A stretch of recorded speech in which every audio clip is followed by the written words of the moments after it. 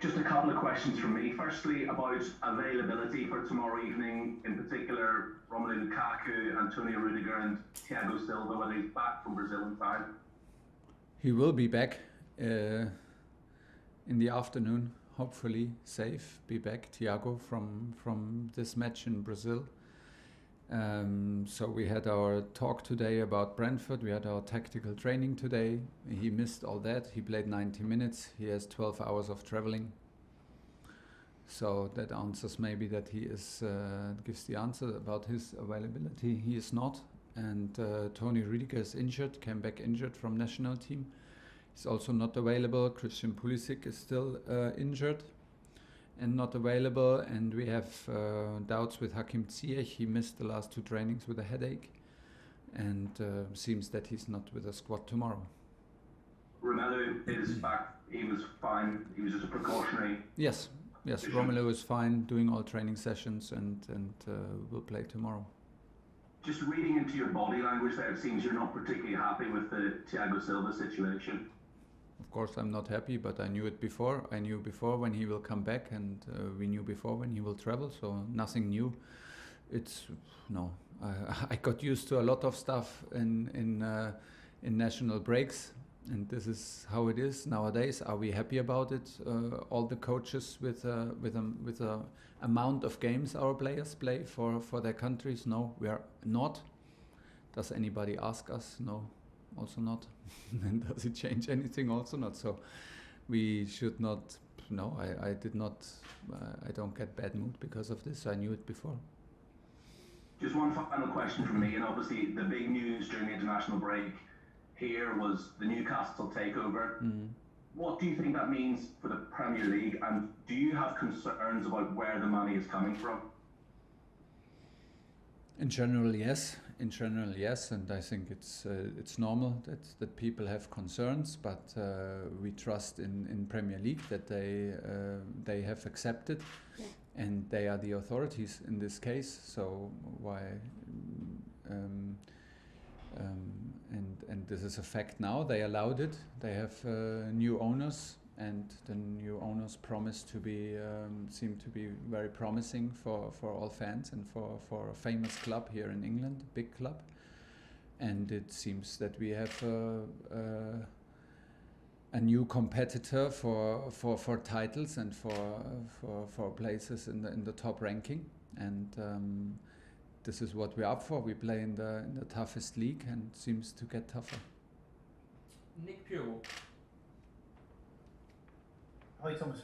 When you do have matches like this, obviously after an international break, you don't have much time with your full squad, and they've got to switch back from international mentality to club mentality. Yeah. Is mentality for the individuals in the group the big thing? Is it the biggest challenge for the players getting their heads back into exactly what you've got to do, given that they haven't had much contact time together in the week? Yeah, absolutely. To recreate the feeling and the momentum and the energy that every team needs in this league to win game, and that we need to be able to produce results consistently.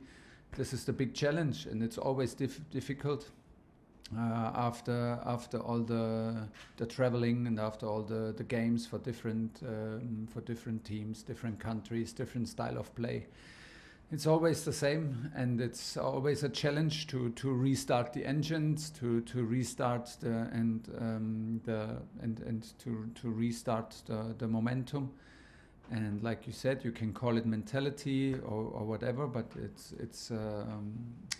it's not so easy. But on the other hand, we are used to it, and it's good if you are aware of the possibilities that things can be difficult. Nobody expects an easy game tomorrow. I think this is very, very clear for us, and this is a good first step to arrive with the right mentality, as you call it, or like I said, with the right expectations.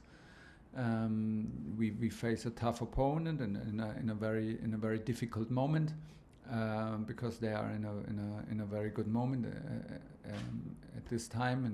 They deserve their points. They have a lot of points.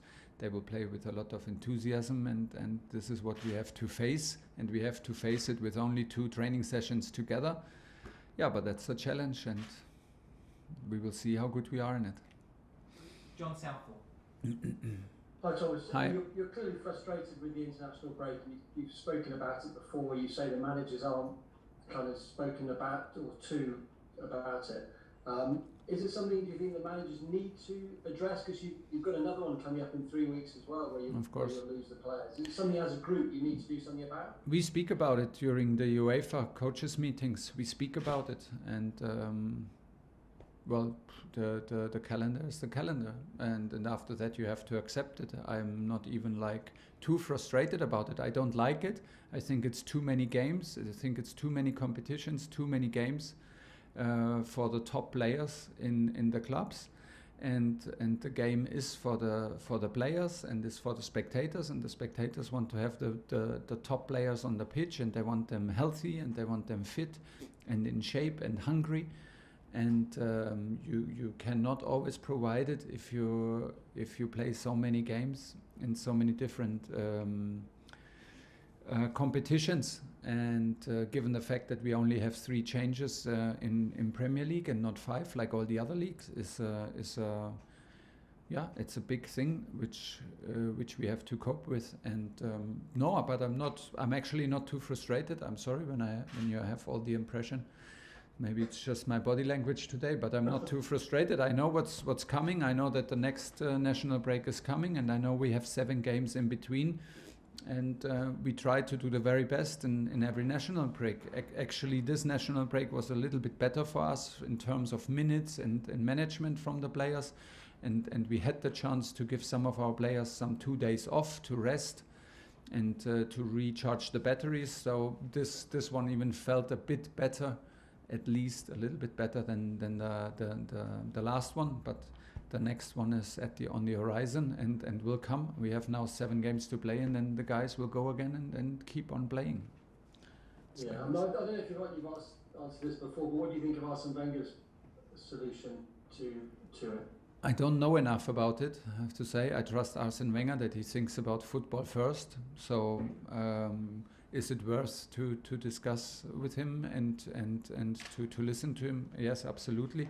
But I have not had the time to dig in and to be well informed to speak about it. And just final one on Brentford. If you were to pick a game to come back to after the international break, it might not be Brentford away, because they will be incredibly up for it. And as you say, you're missing some key players. Yes, they will be up for it. But we need to be. Of course, they play with a lot of enthusiasm, and they catched already a momentum and all the enthusiasm from getting promoted after so many years where they tried hard, and finally Chelsea comes, not for a cup game and not for a friendly game, but Chelsea arrives for a game in Premier League, and they have so many points on their side. They have such good results, and they're doing a fantastic job, and the atmosphere will be like this. They will play with a lot of courage. They will play with a lot of confidence, but we cannot be surprised. We know all this, and now it's on us to adapt and to accept and the situation like it is. They will not gift us a single inch on the field, and we have to get ready to be ready, actually, mentally and physically, of course, and also tactically. This is not a match now about knowing the solutions or showing or outskill the opponent. This is also a match where we have to match the mentality and the attitude, and this is what we exactly did against Southampton. We accepted the role as maybe that the other team is the underdog and we are the favorites. We accepted it, but it did not keep us from playing like underdogs. We played a very, very intense game and a very nice game of football against Southampton, and we try to do the same thing tomorrow. There are some obstacles to overcome, and of course it's never easy after a national break, but I hope that we will be prepared, and so far we have the feeling that we have done everything to arrive in the best shape possible, and then we give it a go. Okay, last 2, Jerry Cox and Adam Newsom to finish. Jerry. Hi Thomas, good Hi. afternoon. You've got 5 Chelsea players nominated for the Ballon d'Or. If you had to pick one, if you had to make a choice, Which one would it be? Do you believe me if I tell you that I don't even know who it is on the list? So you have to first you would. I'm not into these single awards and individual awards. I believe that this is a team effort, and what we did last season, that these players are on the list, was a team effort. We were more than just single players. We were a team. We were a group of friends almost, and it felt like it. We were a strong club, and the guys were a strong team in every single game, and that gave us the possibility to reach a big final, and to win it. And this gives us the possibility to have some players on this famous list of 30 names. I'm super happy when there are 5 names from us, because it shows that it is valued, and that the guys did a good job, and they are in the spotlight. So I hope that one of our players gets it, because it will increase the confidence and everything you need to become a good player. But I don't even know which 5 names are on the list, and I will not judge anybody over another. They have done an incredible job last season, and it is about last season. I'm already since many weeks. I'm into the future and into the present. We have to forget all this and don't put it too high. What happens about last season? All these awards. Last question, Adam Newson. Hi Thomas. Given you've already played the likes of Arsenal, Liverpool, Tottenham, and City, now you have a run of 7 games where you've got quote-unquote easier fixtures, and you've got the 2 games against Malmo. How important do you see these next 7 games in terms of your season as a whole? You know, I cannot agree less with you, because you used the word easier. I can agree if you mean like that we have 7 games where we are 7 times the favorites, and we have 7 times to prove that we are the better team, because we want to be the better team. And I think we should not be shy to acknowledge that, and we should not make us smaller than we are. We want to prove 7 times now in the next spell that we deserve to be the favorites. But and we need a certain mentality to do so.